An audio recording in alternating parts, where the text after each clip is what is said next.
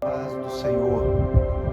O canal Frutificai começa com mais uma exposição bíblica, falando hoje de um assunto muito sério, um assunto maravilhoso que com certeza vai edificar a sua vida, assim como edificou a minha e tem edificado a vida de todos aqueles que falam sobre esse assunto. O título de hoje nós falaremos sobre derramar do Espírito Santo. Nosso texto base se encontra em Atos dos Apóstolos, no seu capítulo 2, do seu versículo 2 até o 4.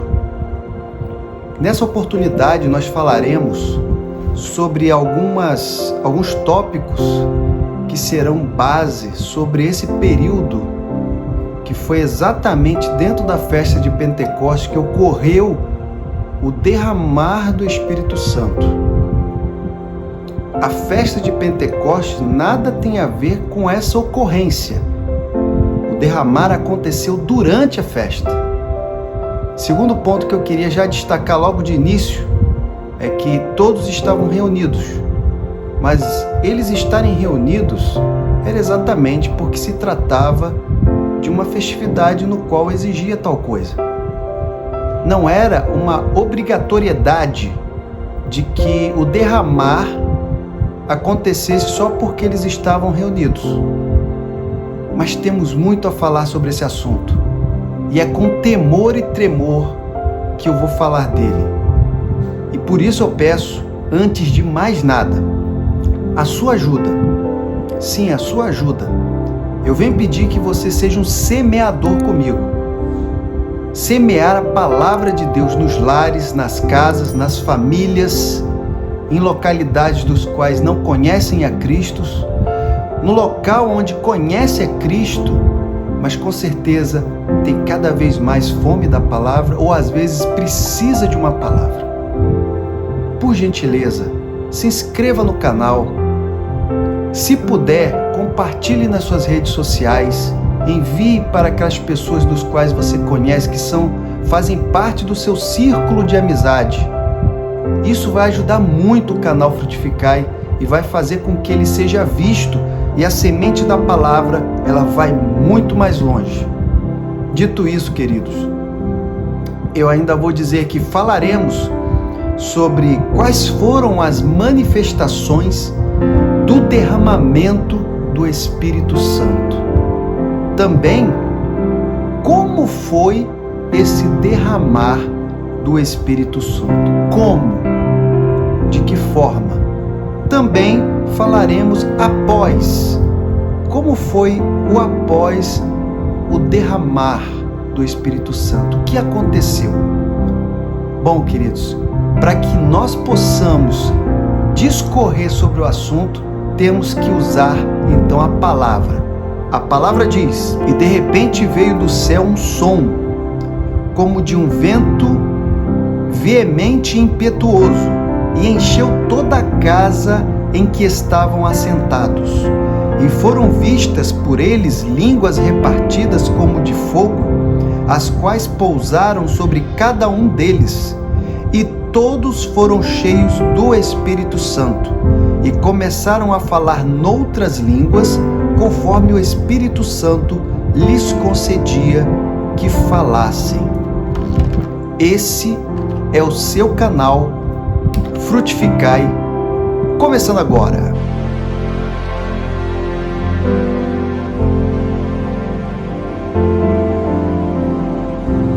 A paz mais uma vez, família de Deus.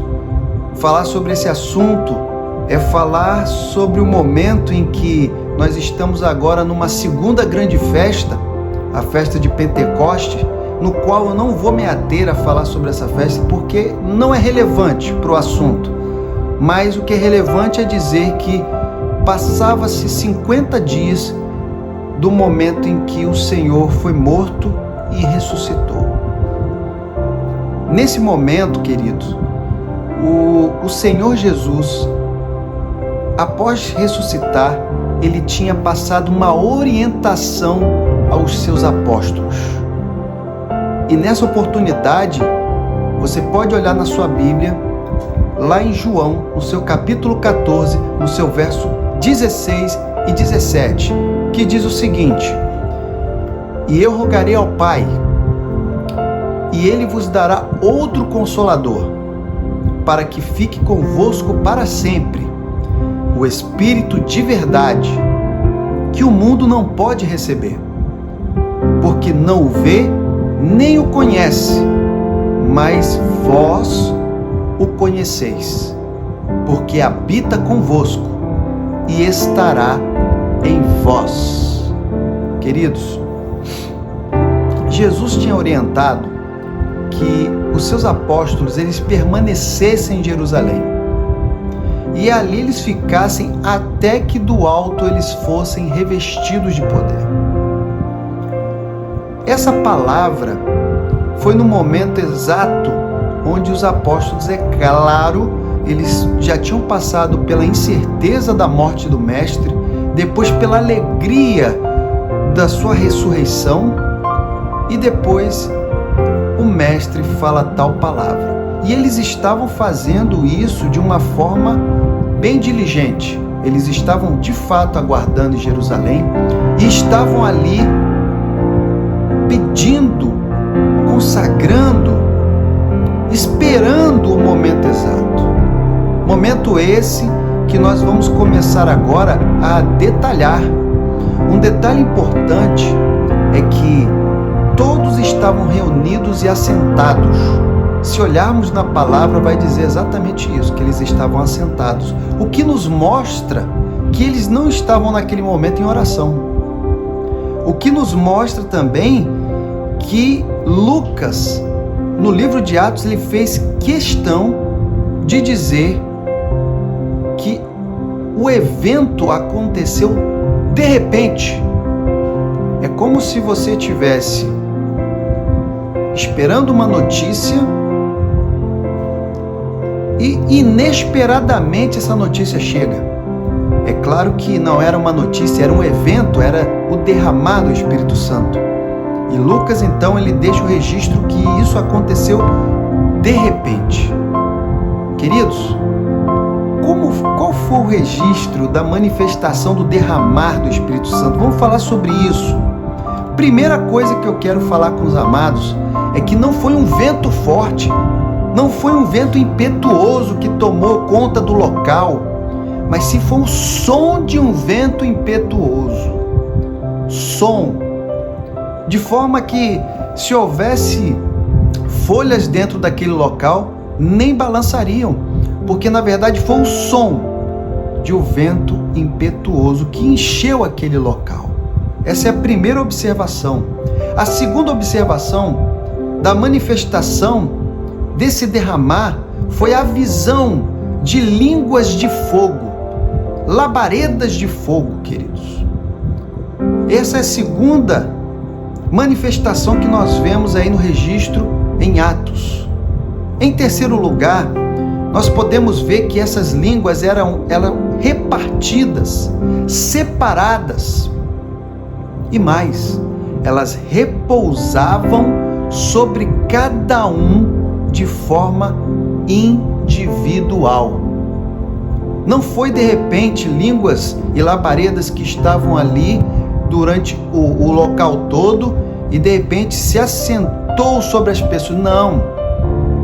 Essas línguas eram repartidas e individualmente elas repousavam sobre cada um deles. Então o derramamento ele foi individual, querido. O derramamento ele foi particular a cada um que estavam ali, que era aproximadamente 120 pessoas. Vale lembrar, e agora nós temos que entrar para dizer como foi esse derramar. Como foi esse derramar, querido? Como eu disse anteriormente, o local se encheu de um som, como de um vento impetuoso, e também tinham línguas repartidas que individualmente repousaram sobre cada um daqueles, e eles falavam em outras línguas, conforme o Espírito Santo o concedia. Lembre-se cada um falava em noutra língua, conforme o Espírito Santo o concedia. Então, a cada um, o Espírito Santo concedia de uma maneira. Temos que ter o entendimento dessa passagem de forma bem extensiva.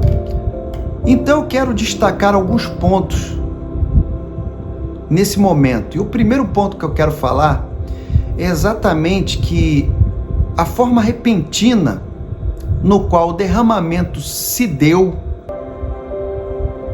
nos mostra que não existe uma técnica, não existe uma forma, não existe um manual para você, de repente, conseguir fazer com que venha o derramar do Espírito.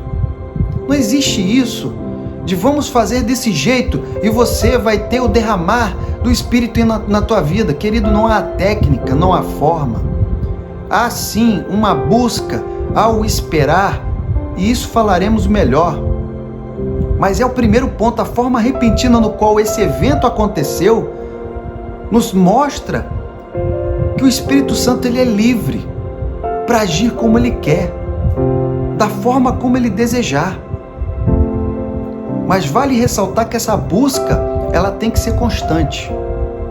Essa busca, a partir do momento que você recebe o derramar do Espírito, isso não quer dizer que você vai deixar de buscar, você vai deixar de continuar em santidade, vai continuar com sabedoria, vai continuar com os pontos de adoração ao Pai. Não, você vai continuar. E isso vai perdurando. Segundo ponto importante que eu quero falar sobre esse evento, queridos, é esse som como de um vento. E nós sabemos, eu já falei aqui, que o Espírito Santo ele é livre. Assim como o vento, nós sabemos que o vento nós não podemos ver, também não sabemos de onde ele vem e nem para onde ele vai. E a forma como Lucas ele discorre o som como de um vento, foi uma forma de definir aquele som, mostrando que o Espírito Santo é totalmente livre, de forma que não tem controle, não há previsão de como vai acontecer, quando vai acontecer. Até porque, por isso que eu fiz questão de ressaltar que eles estarem reunidos ali não quer dizer que é uma forma, uma técnica, é um jeito, uma maneira de acontecer o derramar. Não. Você pode estar sozinho em sua casa, orando ao Pai, falando com o Eterno e de repente o derramar do Espírito vir sobre a sua vida. Assim como você pode estar de repente na rua, no trabalho, você pode estar no lugar mais inusitado e pode acontecer, depende da vontade do Pai, do objetivo. Amados, há um terceiro ponto no qual quero tratar aqui. E quero que esse estudo, essa exposição seja o mais completo possível, mas de pronto posso dizer que não vou conseguir eliminar todos os pontos, porque são muitos a falar sobre o derramar do Espírito. Como eu disse aqui, o derramar, ele aconteceu ali de forma individual, queridos. A língua de fogo, ela repousou sobre aqueles 120 que estavam ali, mas foi de forma individual. E o falar em outras línguas foi conforme o Espírito concedia, a cada um de uma forma. E aí nós vemos que em Pentecoste aconteceu exatamente em 120 pessoas reunidas. Mas não foi um derramar coletivo, e sim individual. O que reforça que não é uma técnica, é a vontade do Pai. Aquele era um evento que deveria acontecer, já estava previsto pelo Pai, tanto que foi a orientação dele que levou a tal ponto do acontecimento. temos que também falar que o repousar do Espírito Santo, ele aconteceu como labareda de fogo repousando. E esse detalhe não pode ser descartado, meu querido. Não pode, porque há detalhes importantes a falar sobre labaredas de fogo, línguas de fogo. Queridos, João Batista, Yohanan, quando ele estava batizando, e ele estava ali com muitos outros discípulos, ele falou que viria outro maior do que ele e que batizaria com o Espírito Santo e com fogo. E veja o detalhe, aqui quando João Batista está falando, ele não fala que vai batizar com o Espírito Santo e depois vai fazer uma separação para dizer fogo. Não, ele fala e com, é uma soma com esse, vai batizar com o Espírito Santo e com fogo. É uma soma. Segunda coisa, a aparição de um anjo a Moisés aconteceu com uma labareda de fogo junto à sarça, que ardia, mas não consumia. Um terceiro ponto, nós podemos aqui mostrar que quando Elias estava no Monte Carmelo diante de profetas de Baal, e quando ele fez o seu pedido a Deus para que ele se manifestasse, para que ele confirmasse que do Pai estava com ele e que tudo que ele falava vinha do Senhor, a resposta de Deus foi com fogo. Em outro momento, em Levítico, nós sabemos que o holocausto, a Bíblia diz que o fogo arderá continuamente sobre o altar e não se apagará. Queridos, essa característica que aconteceu sobre essa labareda, essa língua repartida de fogo, repousando individualmente sobre cada um daqueles servos do Senhor, é algo que nos remete a entender que a nossa vida ela tem que ser purificada, refinada pelo próprio Deus. Ela tem que ser restaurada de tal forma que venhamos a realmente estarmos vazios de qualquer outra coisa, para que possamos ser cheios, possamos receber o derramar do Senhor. Uma vez que nós estamos vazios de todo o nosso eu, de todo o nosso achar, de todo o nosso modo de viver, que seja errado diante do Pai, todas as nossas práticas, quando tudo isso está de lado, e quando deixamos o nosso ser totalmente liberado para o Senhor, o derramar é inevitável. É inevitável, querido. E é nesse momento que o fogo vem refinando, purificando e trazendo o poder e a glória. Oh, queridos, é maravilhoso falar sobre esse estudo. E agora eu vou falar sobre características de uma pessoa que recebe o derramar do Espírito Santo. Com certeza, muitos, e aqui eu quero deixar bem claro que eu não estou falando do modo pejorativo, não estou aqui denegrindo nada disso, mas eu estou querendo alertar que muitas pessoas, infelizmente, confundem que uma pessoa cheia ou tem o derramar do Espírito em sua vida é aquela pessoa que tem a sua voz ao orar, ao falar da palavra, de uma forma diferenciada, como se tivesse, fala diferente, tem uma oração diferente. Queridos, esse evento, o derramar do Espírito Santo, ele não tem denominação. Não tem denominação. O derramar do Espírito Santo veio para todos. E nós temos que entender isso, estar com a mente aberta para isso. Não é a veste que vai determinar se a pessoa é ou não cheia do Santo Espírito. Não é a forma de falar, de orar. não é a forma como chega e tem às vezes um dialeto que fala e tal. Não, não é isso, querido, não é isso. Vamos aqui dar algumas características. Uma vida santificada e sempre em busca de santidade. Isso é uma pessoa que sentiu e tem o derramar do Espírito na vida dela. Uma pessoa que não tem mais o medo em seu ser, mas sim tem a ousadia, tem a coragem de falar, de mostrar que é cristão, de mostrar que é filho de Deus e que não tem aonde fala da palavra com liberdade. Queridos, hoje em dia, o que nós temos visto é muito cristão praticamente 007, que a Bíblia já não existe mais em suas mãos, é aplicativo.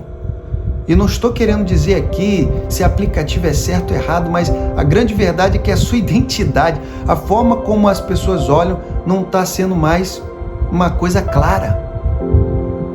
Quando vai entrar num assunto, entra naquele assunto, o assunto nunca toca em Deus. E quando toca, as pessoas às vezes podem falar mal, que muitas das vezes tem cristão que se omite de defender, de falar que não é assim. Então, queridos, uma pessoa totalmente sem medo, corajosa, de mostrar que é cristão, de falar que é cristão e falar da palavra, cheio do Espírito. Outra coisa, uma vida frutífera. E marque aí, vida frutífera vai ter algo que eu vou falar ainda. Mas um ser cristão, o derramado Espírito, tem fruto na vida, querido. Tem fruto. Não é uma pessoa infrutífera, não é uma pessoa estéril, é uma pessoa cheio para poder dizer que tem sim coisas a oferecer, bênçãos a falar, e com certeza isso frutifica. Bom, outra característica, as suas palavras são cheias de vida. Aonde essa pessoa para falar, e se ela abre os seus lábios, não são palavras que saem vazias, são aquelas palavras que preenchem o coração daquela pessoa que ouve, daquela pessoa que está ali como ouvinte. A pessoa sente algo diferente. Não são palavras somente porque está usando o intelecto, está usando palavras rebuscadas. Não. Mas sim está falando com verdade, com coração, está falando com ousadia, está falando totalmente, até pedindo sabedoria ao Senhor como falar. E em último aqui, não tem como falar todas as características de uma pessoa que teve o derramado do Espírito, mas as que eu mais gosto de dizer. E a outra é a disposição para sofrer pelo Evangelho. A sua vontade é o segundo plano. O reino de Deus e a sua justiça é o primeiro. Isso caracteriza uma pessoa cheia do derramar do Senhor. Isso caracteriza a pessoa que não olha para o que está aqui, que não olha para o objeto que está aqui, não fica preso a essas coisas que são passageiras, momentâneas, efêmeras, mas sim está preocupado com aquilo que é eterno, com aquilo que ainda vai acontecer, com aquilo que o Senhor tem preparado. Essa é uma pessoa marcada pelo derramar do Senhor. Bom, queridos, e agora eu vou falar sobre o último tópico dessa exposição. E após o derramar do Espírito Santo, o que aconteceu, queridos? Bom, como nós falamos, houve o som, como de um vento impetuoso. E vocês acham que somente aquelas pessoas que estavam dentro daquele lugar, aquelas 120 pessoas, é que ouviram esse som? Não, queridos. As pessoas que estavam fora também ouviram. De forma que eles ouviram E depois eles ficaram observando e também ouviram aqueles homens falando. E essas pessoas ficaram atônitas, perplexas. E eles então perguntaram: acaso não são estes galileus? Todos esses homens que estão falando? E aqui sim entra o fato importante, por tratar e dizer que eles eram galileus, porque era um local considerado de pessoas que não eram cultas, não eram estudadas, não eram letradas, não eram pessoas que falavam em outros idiomas. Então, tinham pessoas ali da Mesopotâmia, da Judéia, da Capadócia, de Ponto, de Frígia, de Parfília, do Egito, da parte da Líbia, tinha também de Cirene, tinham judeus, prosélitos, etc. Tinha muitas pessoas ali de várias nacionalidades, a ponto que depois eles chegam a também, diante da forma que eles ficaram chocados, eles então chegam a cogitar: eles beberam vinho demais. Isso tudo para poder explicar o porquê eles estavam ouvindo aqueles homens na sua língua materna, no seu idioma materno. Eles estavam assim, totalmente extasiados diante de tal acontecimento. Só que olha o que acontece na vida de uma pessoa que recebe o derramar do Espírito. Pedro, um homem que negou a Cristo, que estava com medo e que teve que ter o Senhor para lhe dar o ânimo, ele então, diante de todos, ele começa a pregar. Ele começa a pregar a todos aqueles homens que estão ali falando. E ele começa dizendo, ele faz referência a Joel, quando o profeta Joel fala sobre o derramar do Espírito Santo.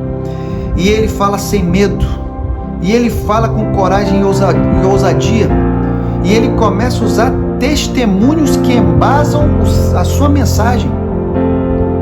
E o primeiro testemunho que ele usa, ele diz que aqueles homens eram sabedores do que tinha acontecido com Jesus Cristo. Vocês são sabedores de Jesus Cristo, que esteve entre nós, que foi um homem puro e santo e tal. Tudo o que tinha acontecido, vocês são sabedores. Em segundo momento, para dizer, para um testemunho, ele se utiliza de Davi. E ele faz alusão a Davi quando Davi fala sobre Cristo. Queridos, é tremendo. Continuando, Pedro ainda diz que eles são testemunhas, eles, os apóstolos que ali estavam, são testemunhas, a terceira testemunha, para poder embasar sua mensagem. Diante de tudo isso, diante de uma palavra viva, uma palavra direta, uma palavra sem ensaio, uma palavra que veio do coração, uma palavra que o Senhor passou para Pedro. Então nós vemos que aqueles ouvintes ficaram com o coração aflito, com o coração afligido, e eles perguntam: irmãos, o que faremos, irmãos?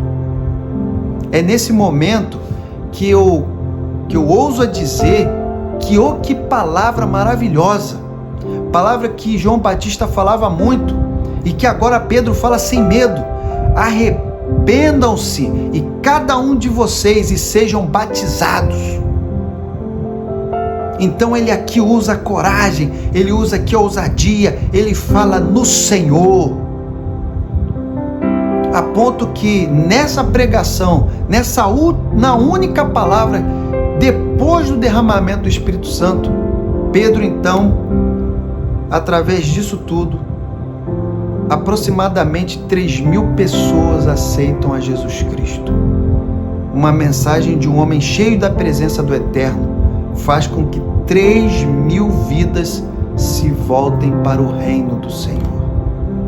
E isso nos leva a refletir hoje. nos leva a repensar a nossa caminhada, a repensar a nossa vida. E não porque em uma pregação não se tem mais 3.000 pessoas se convertendo, 3.000 pessoas se voltando-se ao caminho do Pai. Mas sim se a vida está cheia de frutos. Queridos, eu falei sobre esse ponto e quero voltar a ele. Uma vida cheia do Senhor é uma vida que dá fruto. Não é uma vida estéril, não é uma vida atrofiada.